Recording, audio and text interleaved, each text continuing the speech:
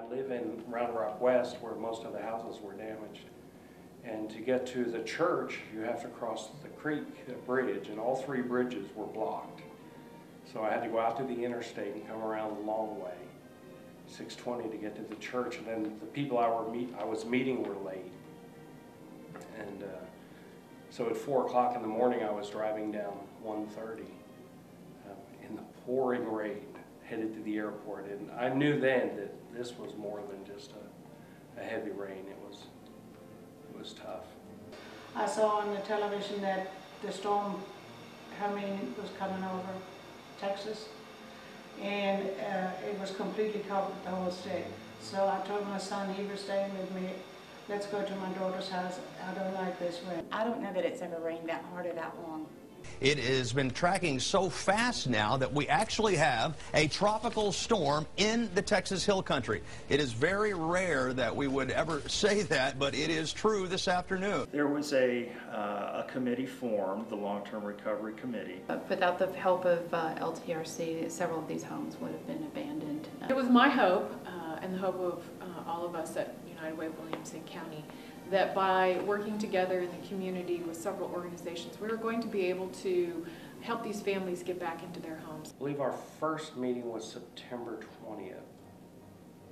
I could be wrong, but I believe that's when we had our emergency VOAD meeting, and at that point we appointed the officers for the LTRC and began the process of assembling funds, bringing volunteer organizations and groups together with the idea of helping people get back into their homes. I wondered, how are they going to find us? How are they going to know where to go to find the VOAD group, the LTRC? Dave and me came back and drove in the driveway. My son said, did anyone break in at our house? I said, I don't know, it looks like it.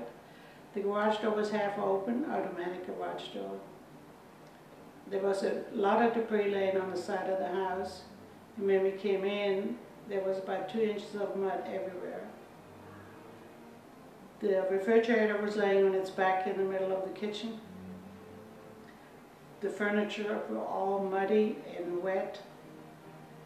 I guess initially I was thinking, how are we going to pay for all of this stuff? And with some of the initial families that we met with, you know, their home was just about totaled, you know. There was no money to rebuild her home. She needed $55,000 worth of rebuild, and that's labor and materials and lots of hours, and that just doesn't show up on the front door. You have to knock on people's door and get them to write checks. With all 3 of the homes that I was involved with, these were all retired, single, widower type of scenarios with very limited, if any, personal resources, and in each case, they would not have been able to stay in the home that they've been in for probably 30 plus years. You're overwhelmed at the amount of their loss, the devastation that they have experienced. In several cases, there was 3 to 4 feet of water in the home, which literally destroyed everything from 4 foot up all the way down, which included all of the furnishings, carpetings, sheetrock walls, appliances, and clothing as well. I know that the Rodriguezes in Georgetown particularly touched me, in that both of them are physically disabled. The husband is in a wheelchair, and that they truly did not have the wherewithal to be able to do a lot of the work themselves, and really needed the assistance. It's a sad thing, throwing away people's possessions. That was a little tough. Those that do this for forever, and you just go wherever the need is. And for someone to actually come and give back to you, you just don't understand the feeling of what God is saying through them is, you know, well done. She's able to reassert her independence. Thousands of hours have been put into her house. That $55,000 that was quoted to rebuild her house, we rebuilt on $17,000. The rest was volunteer hours. VOAD stands for Volunteer Organizations Active in Disaster.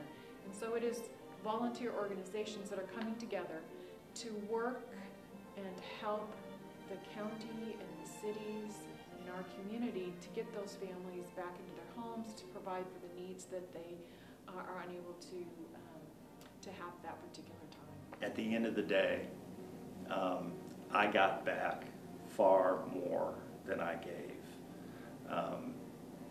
Regardless of the number of man hours or whatever else it was, the return for me personally far exceeded anything that I have given to help this effort.